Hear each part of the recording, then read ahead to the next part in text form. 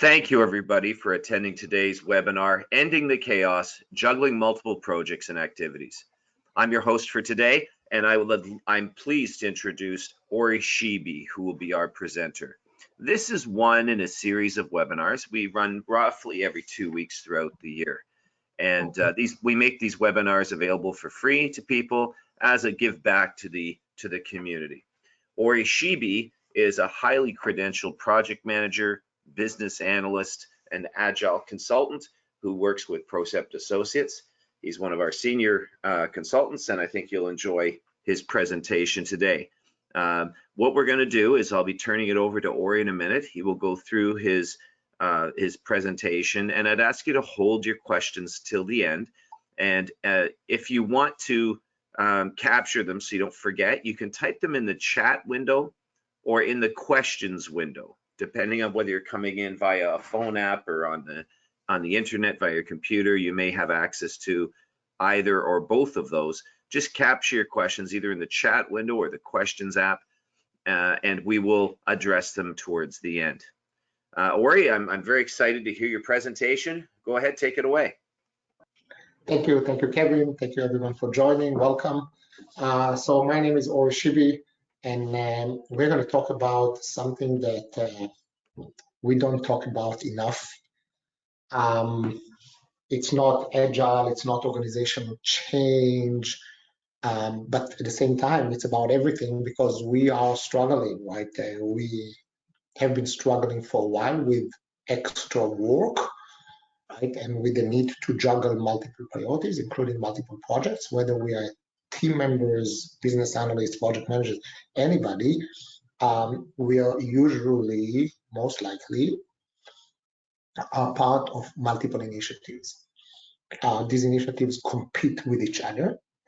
They legitimately need resources. They legitimately need or have their claim for fame, but somehow it's never clear for us or for anyone what it's going to take and which item, which initiative, which project will get the right of way over other things. So, like I said, whether we are part of an organizational change, even in agile environments, remember, most likely our resources are shared to an extent, and different stakeholders will have their own priorities and their own needs when it comes to what they need, and then, of course, the conflicting priorities on us. So in that sense, there's nothing really shiny here, except for we will take a look at a few very important concepts that most of them are not very new, that will help us do this better. So first of all, what's the problem? We're going to talk about the problem, right? That we have more to do than time to do it. We're going to talk about what it means, which is the impact, right? It's not only stress, it's performance, and then of course with stress it gets even worse. We're going to talk about the causes of this problem, doing the same thing again and again and expecting different results. It's a definition of something, but all organizations have struggled with that, some to greater extents than others, and we're really not changing the way we do things enough to address those problems. And then what we can do about it, right? Some key activities, and it's not that these are only or especially new things, and it's not that they are big things necessarily, but any change that we want to make, we got to have the intent and we got to change the way we do things. Otherwise, this change is not going to catch. Of course, how to do it, right? And it's not rocket science. The what if talks about what is going to happen if we don't do it or we don't do it properly. And of course, we're going to finish with, okay, so what's the next step in the process? So the problem, right? Actually, I did not actually include polls, but I want to ask you, and you can use the chat function if you want to enter the answer, or you can keep it for later for discussion or for questions. But the first question is, do you feel that you have more work to do than time to do it? Right? And it's ranging from not at all to I have more time than work to do, right? So definitely you can use the chat function or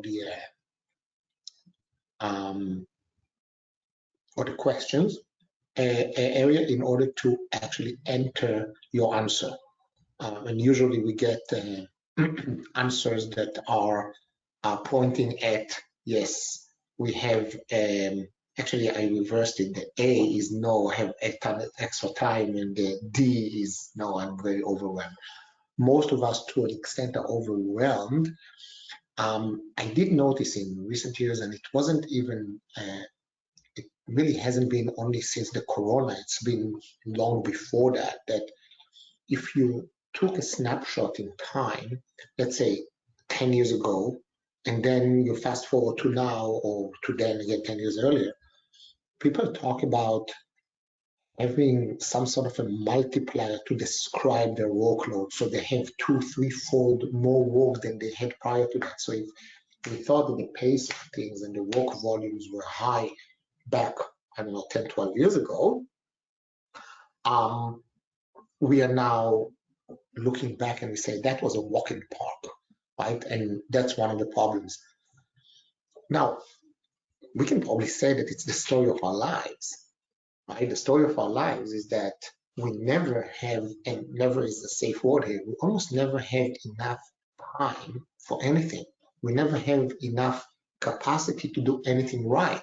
And I caught myself as a child, and then growing up, and then, well, growing up more, looking at things, say, if I had more time, I would master that, but I don't. And then you move to the next thing, and then you move to the next thing, and all of a sudden you find that, hold on a second, I really don't have enough time to do anything properly. Now, go back to your workplace, and it seems to be a very similar situation. We don't have enough time to do anything properly. And now, when you're at work, it's not that it's more important than life, but it's work. Stakes are there, money is there, stakeholders are there, expectations are there, and the results then, of course, are impacted by it. So let me give you the bad news. I don't see how these things get any better, right? I mean, probably we are destined to continue to have an increasing and progressively increasing workload, but at some point something's got to give, and we got to look at ourselves, that is our efficiencies, our ability to organize our time, all sorts of time management, right?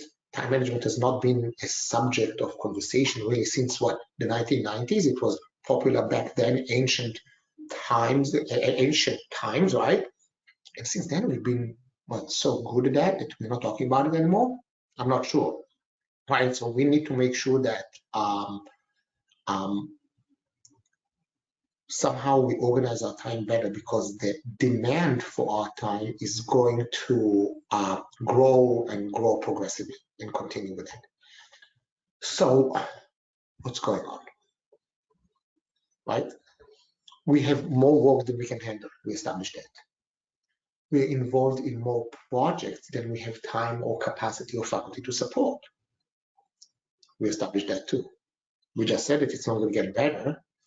And some more bad news, it's both on the personal level, on the organizational level, on the work level. So we got to think what it is that we can do and then put together some ideas. Now, what does it mean to us, to our lives, and to our performance? I think first and foremost, stress and anxiety.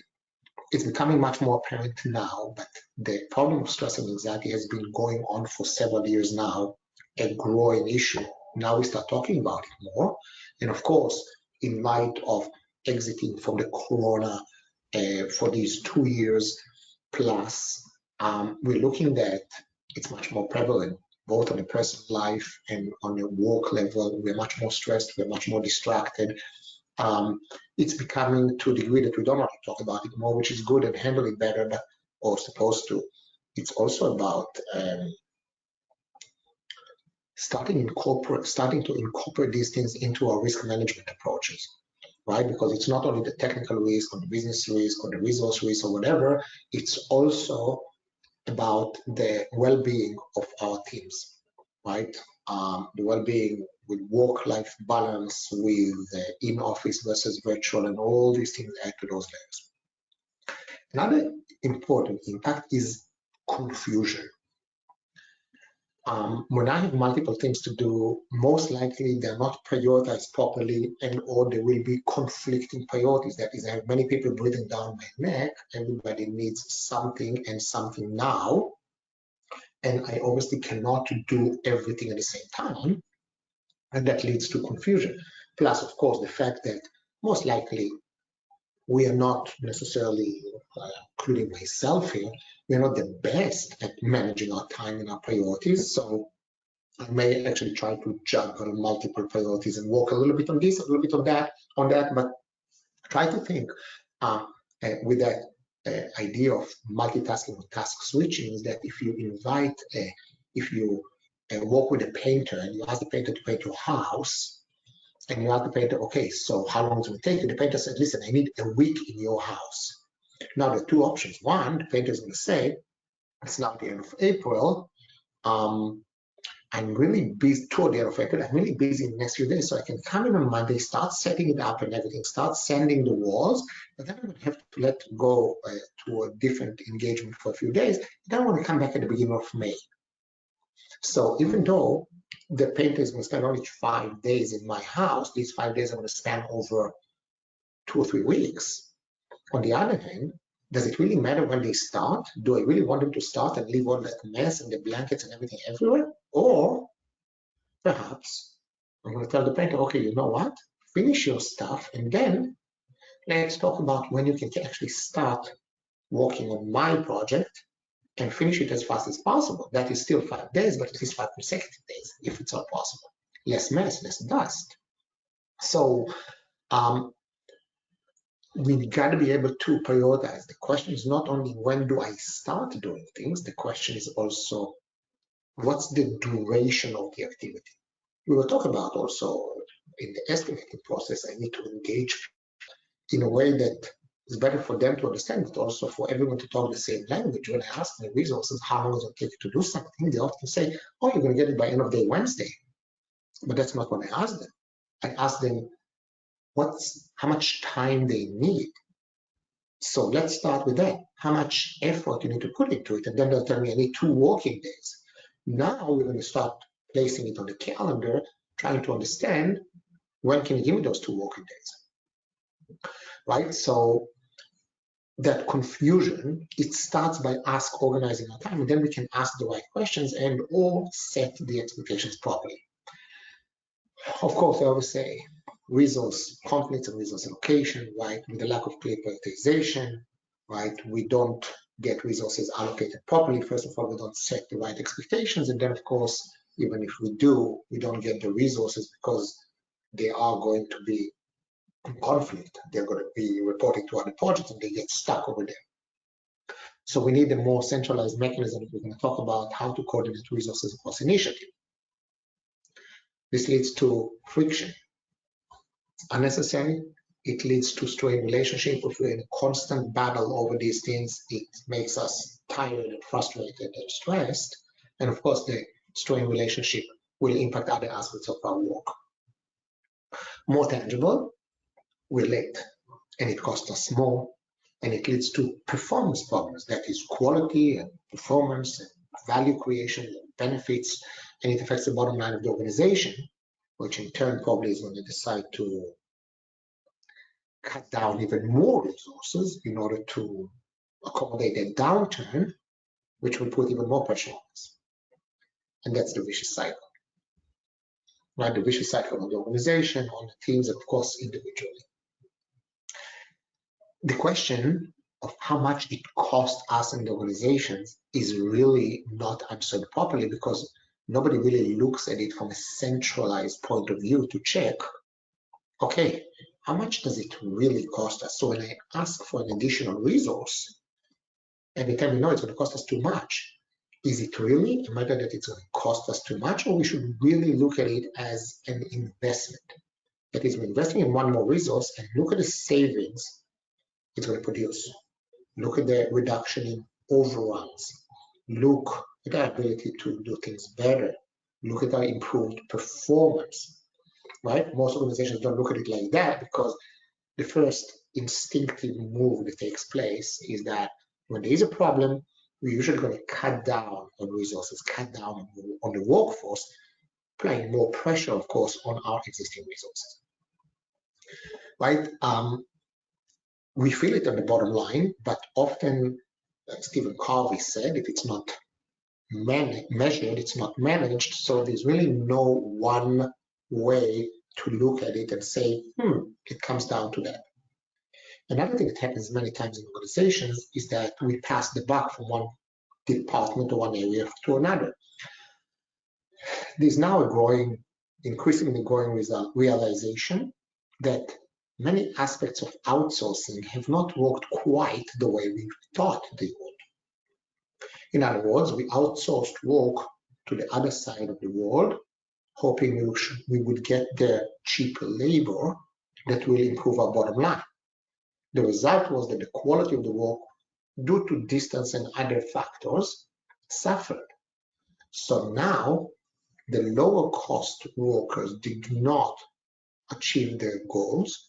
Now when the work came back to the higher cost employee, the higher cost employee had to actually do part of the lower cost employee, right? We're trying to fix those problems. So here's a waste, and now it's a much more expensive waste. So what did we really do with that? But as long as organizations are cultured to manage things by silos, our goal is going to be to pass the buck from one side to another, right? So if one cost center shows savings and it affects another cost center, we don't always see the bigger picture. Now, is it a job for a BA? Is it a job for a PM? Is it a job for the organizational change manager? It has to start somewhere. And the realization and again, the alert about it, if it comes from within, as long as we have the right channels, we're going to be able to actually handle that.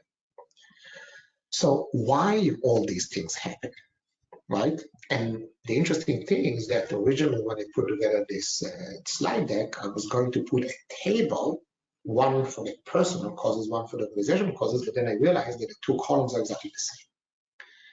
We said it starts with the lack of capacity management. We don't even know where to start, right? So how should we measure capacity? Individually, we start individually. Take a look at your days, right? Take a look at a typical day, even though there's no such thing, right? For the most part. Let's take a look at work first. You start your work day at a certain point in the morning, and it goes to a certain point in the afternoon or the evening. In the past, I used to say 9 to 5, but we all know that this is not the case anymore. And you want to ask yourself a simple question. At the beginning of the day, I have a set of goals to achieve, a list of things that I intend to achieve.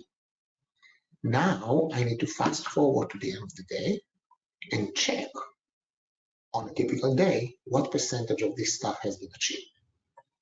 Reasons, excuses, it's all good, but I want to check typically. Now there are going to be those days that nothing gets done or that nothing that planned was getting done. There's going to be those days that, of course, it's going to be okay. We want to create some sort of an understanding, not an average, an understanding. Also based on my role. Listen, if I'm a help desk worker, of course, it would be different. Bottom line, if I don't achieve close to everything that I intend to, I want to check what's going on, what's the reason, and how do I set my expectations straight? That is, start prioritizing what I have to do, start talking to those I do stuff for and setting the expectations. And then, of course, this is more of an organizational thing, but we need to start delegating. Delegating is taking away out of my list of things to do certain things that are time consuming, but at the same time, they are not very value adding activities. Now you're going to say, but there are certain things I need to do those things. We should work in the organization. Maybe we should delegate it to a lower cost resource or to somebody that this is their specialty, because my specialty may be something else. It's not a matter of good or bad. It's a matter of ensuring that every person does what they're strong at, a strong suit, right? And other people do what they are strong at. right? So it's better augmentation of our workforce. So definitely that we talked about the prioritization too. And previously we talked about the attempt to save cost, right? So if we're dating back to the 1970s or 80s, the days of the executive assistant, or now the executive assistant is going to be only at a very high level of the organization, but now think that we need to perform a lot of administrative chores. These are not beneath us to perform, but at the same time, we need to make sure that, yeah, these things are aligned. Are they really a good use of our time? It's inevitable, something that we're going to take a look at. The next bullet is about the disconnect from the big picture, right? We have so many pictures and so many things that we really don't have one clear view, let alone one consistent view of what is important versus what is less important. In the past, we used to call it portfolio management, right? But everything that we do as far as projects and activities on day-to-day need to be part of adding value somehow, right? Part of a big picture, part of, okay, which portion of the strategy are we delivering here, right? So big picture provides us with context, and context provides us with the ability to prioritize, decide what's more important, what's less important for the organization. And of course, prioritization is an extension of accountability. So if I have more than I can handle to do, I need to develop a level of understanding of what's more and less important. I need to engage those who I report to, and we need to make a decision of, okay, they're lower priority items. It doesn't mean you don't have to do them, but number one, focus on the higher priority items. Number two, perhaps we can delegate some things or juggle priorities or add some sort of support so you can actually do your work properly. No consistent criteria. So when we are trying to prioritize, right, again, no matter what I do, if I'm leading a project, there are multiple stakeholders who are pushing for different things. If I'm leading multiple projects, these projects are competing with each other. If I'm a resource who works on a project, once again, I have multiple projects and multiple things. So we need to develop some sort of criteria that is aligned with prioritization, but it's also aligned with developing a sense of urgency that we're going to talk after that. How do we measure urgency? Right? So when somebody tells me it's urgent and somebody tells me this is urgent and both items are of the same importance or same priority, I need to determine which item should be done first based on a set of clear criteria. Once we have the criteria, it helps our decision-making process, but it also helps our ability to manage things, expectations, in a transparent and consistent way. Of course, lack of consistent criteria, lack of prioritization are related to lack of planning, right? I decide to do things not based on necessarily only merits. I decide to do things based on, say, personal relationships and all sorts of subjective judgment. And quite often we don't realize the impact of our decisions, the impact of our actions, or of our lack of action. Related to planning is the problem with overly optimistic planning. We do have a tendency as human beings in general to think that we are faster, stronger, and better at what we do than we actually are. In other words, optimistic planning is a big problem. Best case scenario is often what we go with, maybe even in them some. And many times we think, okay, well, I'm going to be able to do it. It's going to be fine. I'm going to be able to overcome things, and I undermine the dangers that may be along the way. Right? This thing usually ends up backfiring on us because things happen the way historically and the way that the circumstances were. I was once leading a project and I came in not as the original project manager, and the project was not doing very well. And there had been some problems and some resource issues and some challenges. And I was much younger, and I was thinking to myself, well, now that I'm here, I'm going to be able to take care of all these things, and I'm going to be on top of that. Guess what? The fact that I was there did not prevent people from behaving the way they did not prevent errors and defects from happening, did not prevent people from taking vacation when they were scheduled. Nobody said, oh, now that Ori is here, I'm on my way to the airport, I'm just going to turn around and join the project back because Ori is here. And now that Ori is here, there are still defects and still problems. So all of a sudden, I got hit with all the problems that actually led to the situation that we were at. At that point, I realized that I need to change gears. I need to do something in a different way, or else I'm going to end up taking the project exactly in the same trajectory that it already was. Luckily, I did manage to wing that. Lack of organization. Now, it starts with personal organization. If your desk is messy, it doesn't mean that you're messy, but it's a matter of organization.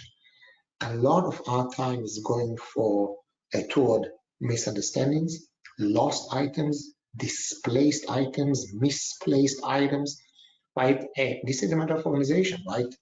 I cannot always find everything exactly. I do not always have the answer exactly, but we need to improve our ability to organize ourselves. And now, if I'm talking to project managers and to business analysts, both these roles should be at the forefront of improving self-organization first. And with self-organization will come team organization, that is coordination of, okay, let's now talk about repositories, and it's all related to, for example, establishment of norms and ground rules so we better understand each other and we work in a more collaborative way. There's another thing, everything is urgent, and we talked about that too. So that we cannot stop. And the level and the sense of urgency will probably continue to escalate in the wrong direction. But those items from before, the organization, the ability to plan, the creation of consistent criteria, and then prioritization, understanding our capacity will address that. There are more urgent things and there are super urgent things, right? I don't say that there are less urgent things because everything is urgent. We're going to talk about the coordination and, of course, the me culture that I noticed. So even when we attempt to improve and address those problems, there's always going to be not one, but it's always going to be the case of multiple stakeholders and team members that they drive themselves by the me. And again, we all suffer from, what should we say, a little bit of double standard, right? A little bit of whatever bothers me is very important. Whatever bothers you, well, you know, and we got to be able to, once again, see the bigger picture. So here's the second poll. How good are you at prioritizing? Which A is I'm excellent at that, and D is not so much. Right? So again, I mean, if you just use your chat function or your questions, it's going to be easier to answer. And again, I see the trend that most people are ranging between so and so, and I'm not so good at prioritizing. And it's not a matter of blame, it's not a matter of fault, right? It's more a matter of the circumstances. Right? We don't have enough time, we don't have enough information, and now we're going to make some less than informed decision. So, what can we do? Right? It starts with awareness. Capacity. I need to develop an awareness what it is. We have so many hours in a day. We have so many hours at work. There are so many things I can do. There's so many dependencies. I want to start developing an awareness of these things so I can set realistic expectations. And expectations is not only what I can and cannot do.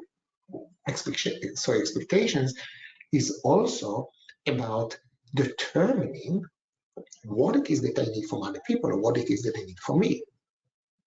There's a capacity and time management. So we have the awareness about the capacity, right? And now we're starting to fill up our calendar with things based on our capacity. That includes also the rate of utilization that we have towards something, right? And the rate of productivity that we had. So depending on the nature of the activity, but in order to write a report, I need to research, I need to put it together, and then I need to edit and format it properly, right? And generally, they always say that when you build a report, probably 40% of the time you're going to spend researching and then collecting information, right? 20% is actually writing it, and then 40% is editing, formatting, and making sure that it's presented properly, right? So we need to really know, and most likely, most things in life will take longer than what we think.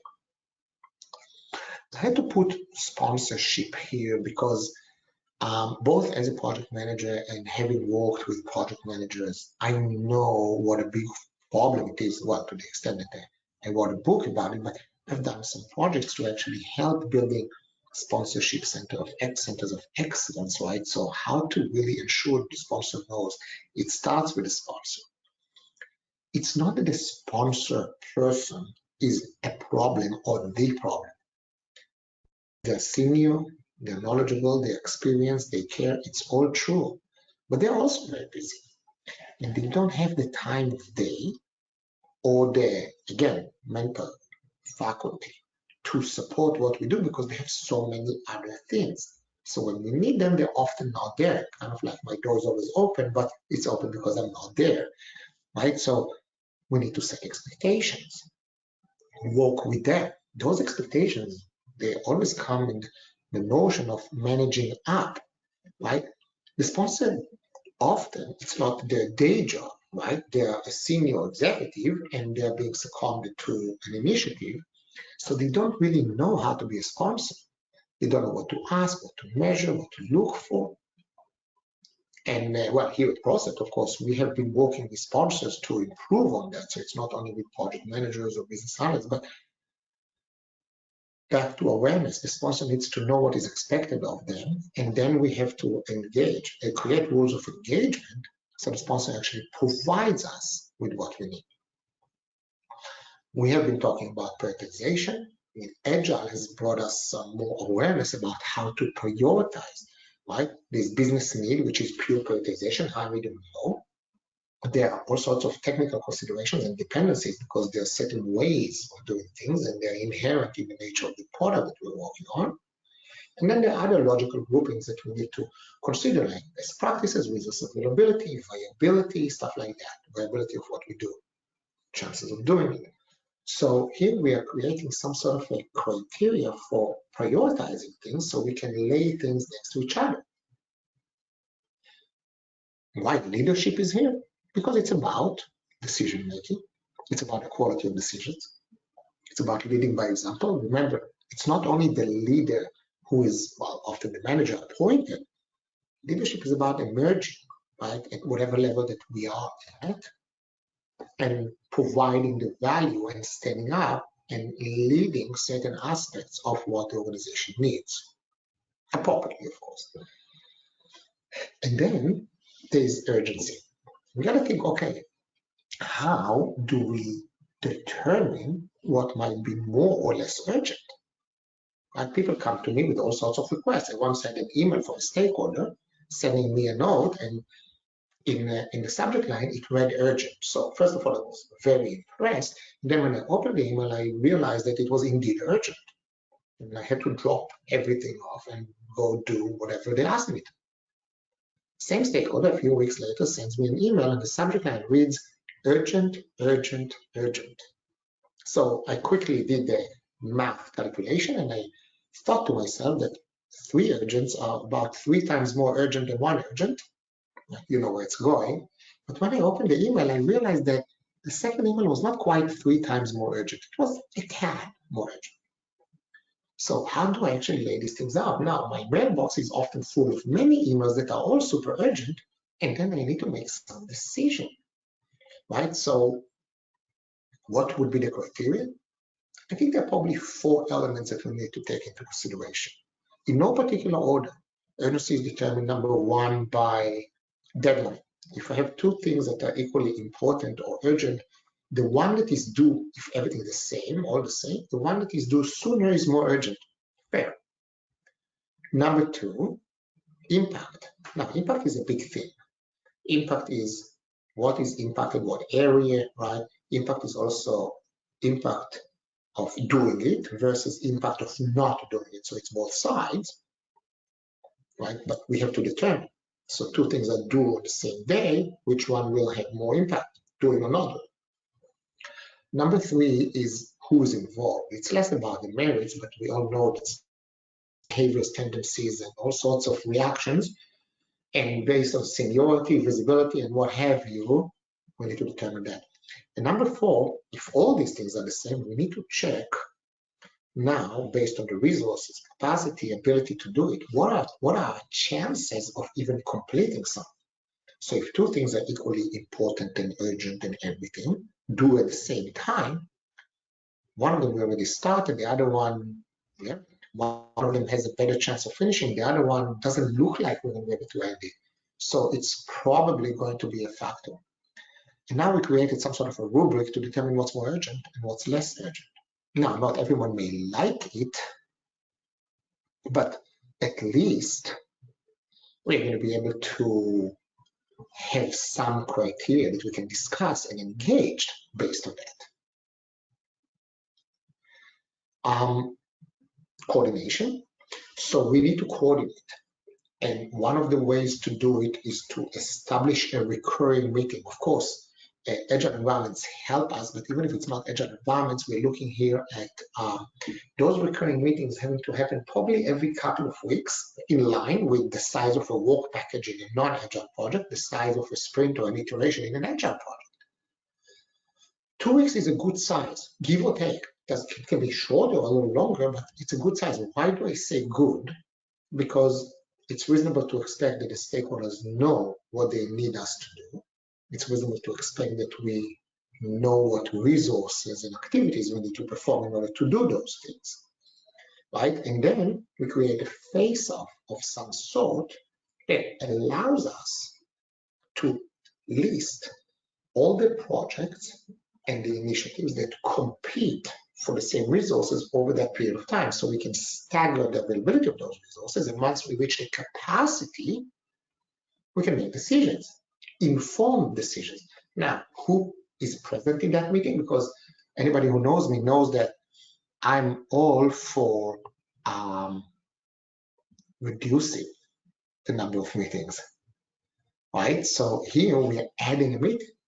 Who's going to be there? All the managers of that initiative, project managers, change managers, right?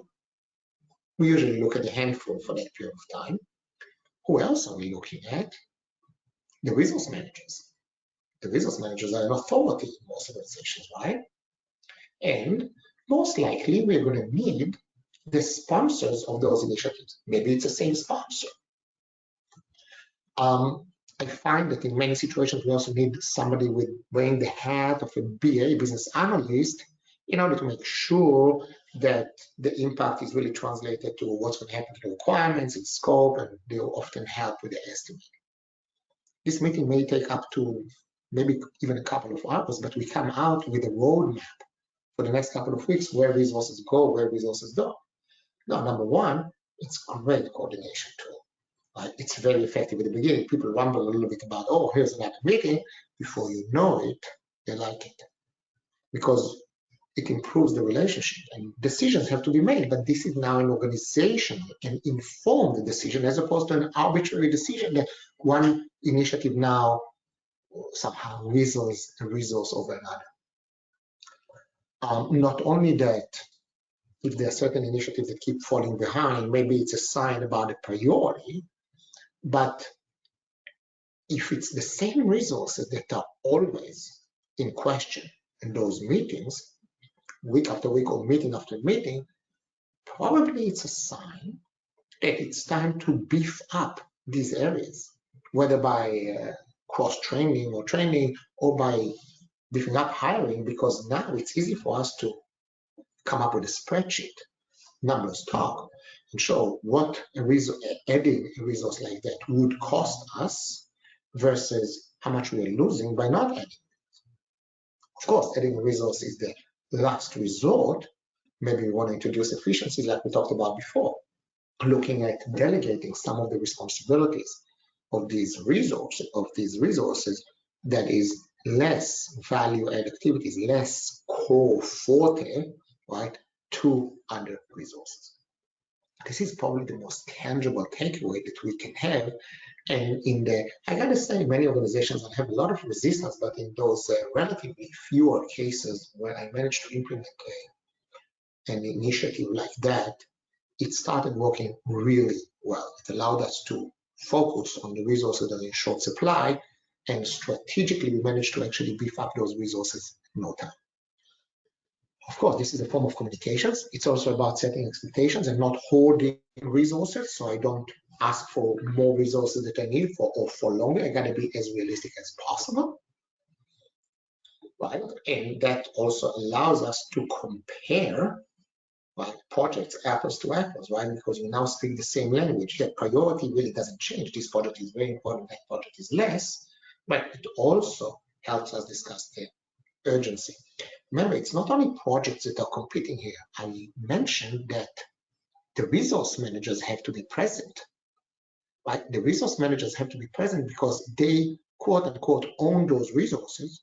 And is also their job, business as usual, operational jobs that have to be done by these resources, right? So that's really the epitome of cross-project coordination, something that because of our culture of managing by silos unofficially, we are really lacking about it. So that was how we can do it, the biggest thing. But we have a couple of things here. On the top of the page, we have that acronym, CRAID, those pesky things that nobody likes talking about.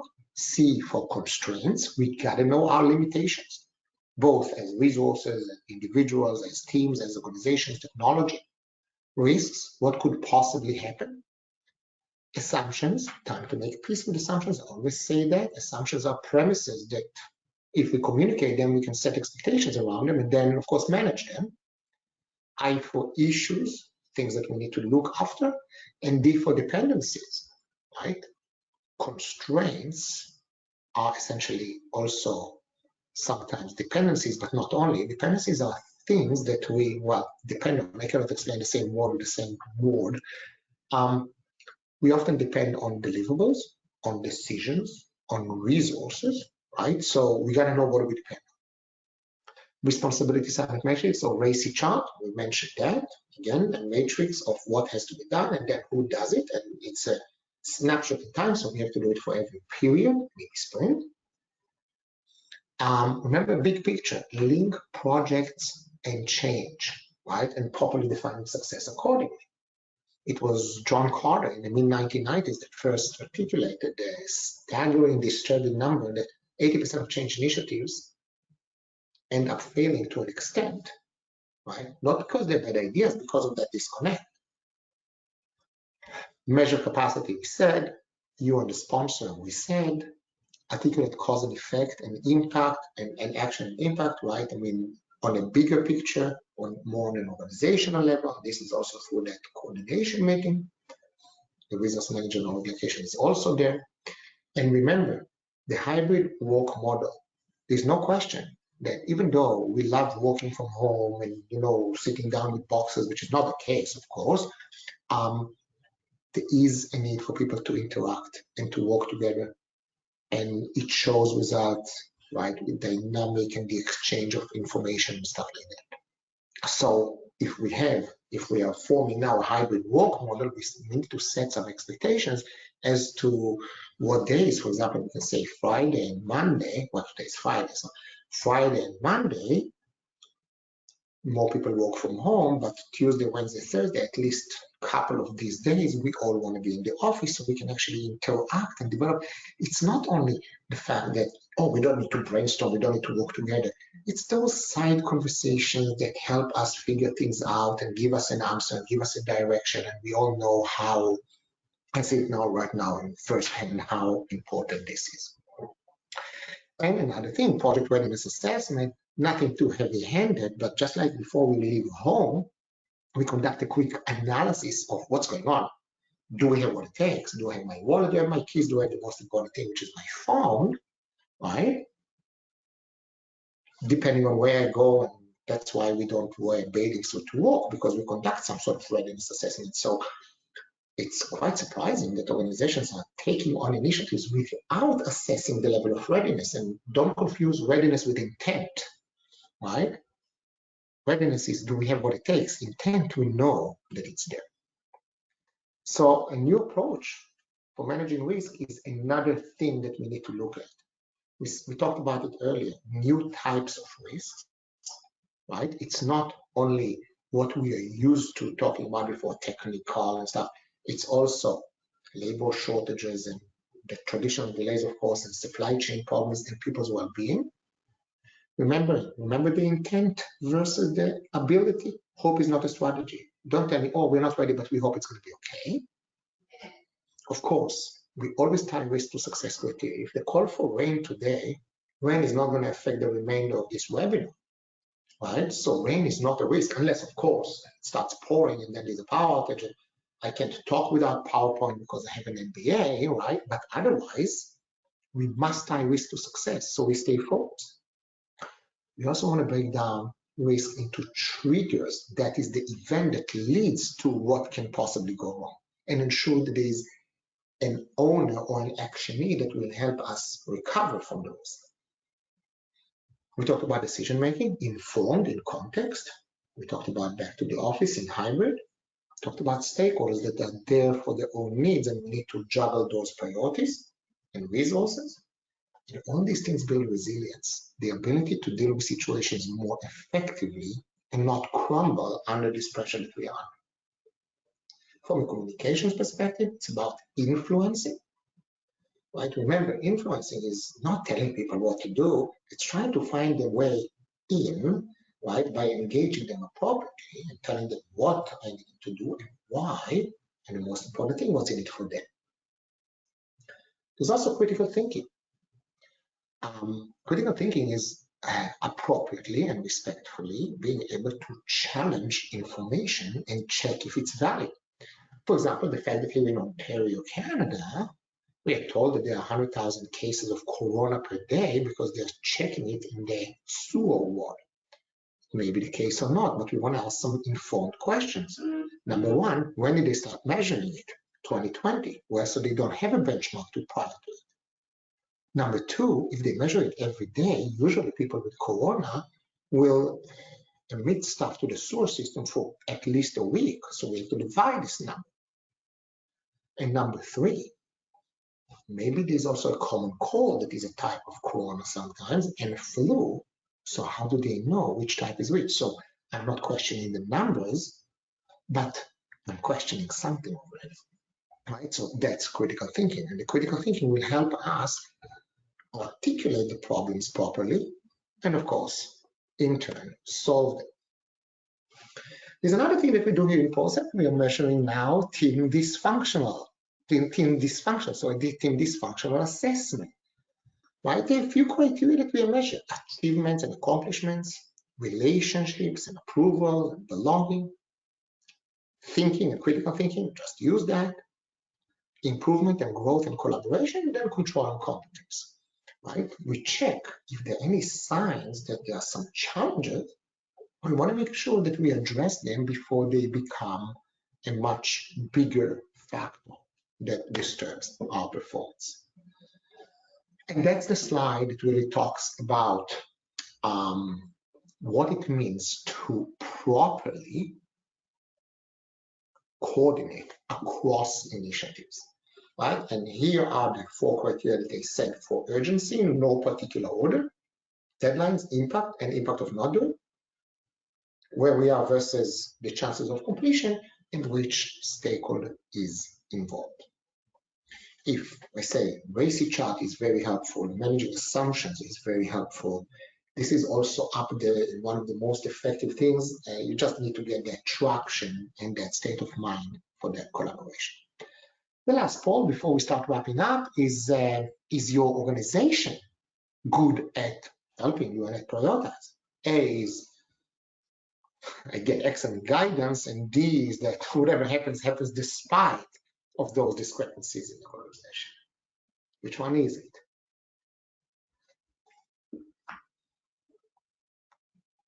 Yeah, I'm getting also a little bit between B and C, right, for the most part, right? So I get guidelines and support, okay, versus not so much. Usually the answers are not really on the extreme, but then again, that collaboration mechanism, for example, across organizational boundaries that I suggested, is one way for the organization to definitely improve on that.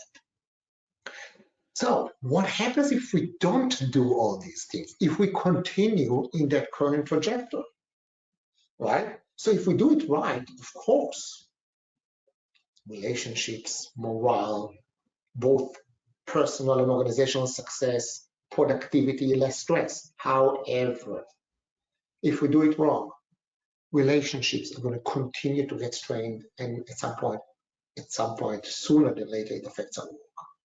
Stress and anxiety, and at some point, sooner or later, along with the frustration, affect our personal life and our well-being. And we all know stress as a result of anxiety and frustration, they also weaken our immune system. Of course, on the organizational level or personal level, it's also a matter of waste, of doing things that do not add value, right? And that creates a snowball of frustration. And of course, performance issues that may lead to layoffs, to negative results. And of course, sometimes it may lead to the end of an organization, right? Altogether. So as Deming said, and I like to quote him, change is not mandatory, but survival is also not mandatory, right? So we gotta do something, number one, in order to keep up with the needs around us. Number two, to keep up with the organizations around us, because some organizations are improving more. And number three, maybe to stand out and become a leader in that area that will improve our performance so much more. So what's next? Any learning has to translate to something tangible. So next steps. If you really pick up anything that makes sense for you here, you got to create a list of items and then take a look at starting to adjust, tweak, maybe apply one or two things at a time. Set a goal, set a timeline, try to think how to do that. And then, of course, check how it's going. If it's going well, move to the next item. If it's not going well, check why, and maybe make some adjustments or move to another item instead, because not all items may be applicable or relevant to your environment. And with time, that's the definition, that's continuous improvement. One step at a time, start moving into larger items. And of course, on that note here at Procept, that's what we do. We help organizations at all these levels, from business analysis and project management and organizational change and agile, and all these things that are interlocking among these not so far off disciplines from each other, with those readiness assessments and then team dysfunctionality assessments, and of course the agile assessments, right, and project management assessment. Those assessments are more than just telling us something that we appear to know. They tell us what the problems are, and then, of course, how to address them. And that's the action plan I've been talking about. Right? Identify a couple of things and take it from there. So there wasn't any more colorful slide than that. So please let me know if you have any questions. And in the meantime, I will thank you for being here while you are typing your questions. And also you can see pictures of all the books that I wrote. One of them, I was very lucky to collaborate with Kevin Aguano. This is Agile Business Analysis. Kevin is our host and the general manager, what's the title of Procept, right? And specifically, the interesting part about that book was that sometimes it's more controversial than not, because some agile practitioners say, hold on a second, we don't need that skill over there. But it's only an assignment. Okay, thank you very much, Ori. I really enjoyed the presentation. I learned a few things. We do have some questions that have come in during your presentation. People typed some questions in. So here's the first question. And I apologize, I don't know if it's Jean or Jean. It could be either. It says, how do I deal with managers chasing the squeaky wheel / conflicting sponsors? The prioritization process and the cause and effect process, it's about showing them the true impact. This is not going against the squeaky wheel. There's a tendency to always, the squeaky wheel gets the grease, right? At some point, we want to show the impact. Sometimes the squeaky wheel is right, but beside the message that we send that you should be the squeaky wheel in order to get that grease, we want to make sure that we provide them with some empirical information so they can make an informed decision, because especially if we are not the squeaky wheel, we always end up with the short end of the stick. So defining sense of urgency, articulating priority, talking about capacity, it's very hard for people to argue with facts or with numbers as long as they're in context and as long as, of course, they're real. So that's definitely a good way to handle that. Thank you. Okay, excellent. There's another question here from Wendy. Wendy asks, I want to know how much multitasking is too much and how do I convince my boss? We didn't talk about multitasking. Multitasking is not the right way. Now, juggling multiple priorities, we need to, how much is too much? We need to check the quality of our work, just like the basics of project management. We have scope, we have time, we have the resource, which is us, and then we have quality. And when there's lack of balance among these trade-offs, quality is going to suffer. So as much as possible, I want to be able to focus on what I do, especially when it's requiring high level of focus and concentration, and then check, just like the analogy of the bucket. We put the rocks in, and then we put the gravel in, and then we put the sand, and then we put the water, right? But we build around those big things, and it requires us to block time on the calendar, right?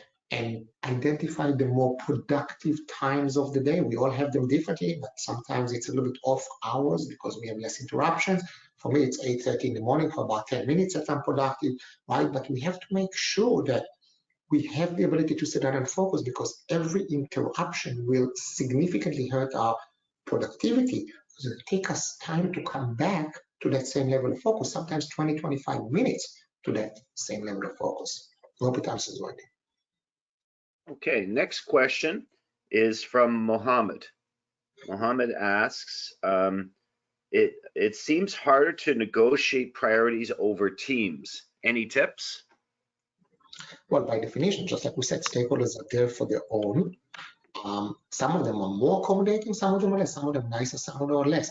When we have big picture, when we have guidance for the organization, it's much easier. Now, if we don't have, we can propose. Remember, sometimes people are not self-starters, so some information may not be clear or out in the open, and then I say, this is my understanding that this is more important, this is less important versus urgent, and we can start working from there. But that question relates also to the squeaky wheel. I mean, it cannot be that it's always the same thing that needs the time of day. Remember, even the team that wins the championship doesn't look like the Raptors this year, doesn't win all the games throughout the season. Sometimes there are streaks, and I'm not going to talk about leagues for that. So Mohammed clarified while you were talking. He says, I mean Microsoft Teams or Zoom, etc. Oh, that? Well, collaboration tools, right? There's really no one better or one worse. I mean, they all serve a purpose. Zoom became a verb just like WebEx used to be a verb. Many teams use Teams now, which is very effective.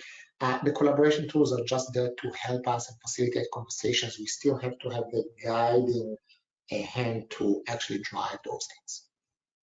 Okay. Next question from Bashir. This is a longer one. It said, my teams just seem to slow down or stop performing when they get too many conflicting assignments. What is the first thing I should do to get them unstuck and moving forwards? It's actually very, very common, just like an engine overheating and then it gets stuck.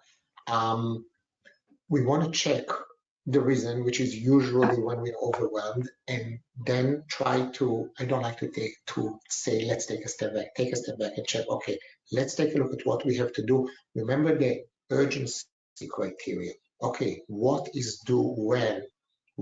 how important, how critical impact, right? What's going to happen if certain things don't get done, right? And then where are we? There's certain things that unfortunately we got to accept they're losing cause at this point. It's not that we're going to drop them, but maybe we should negotiate extension or something. There's certain things that must for real be done. So this, number one, will give them the ability to handle those conflicting priorities. And number two, the problem-solving process, and the team is part of it, will create a dynamic that will help the team untangle itself moving forward in similar situations that are guaranteed to happen. Very good. Thank you very much, Ori. We are at the top of the hour. We're out of time. Thank you very much, everybody, for participating in today's webinar. Wherever you found out about this webinar, keep your eyes out for our next one, which is scheduled in 2 weeks' time. And we look forward to seeing you there. Thank you very much, Ori. Have a great day. Have a good weekend. Thank you.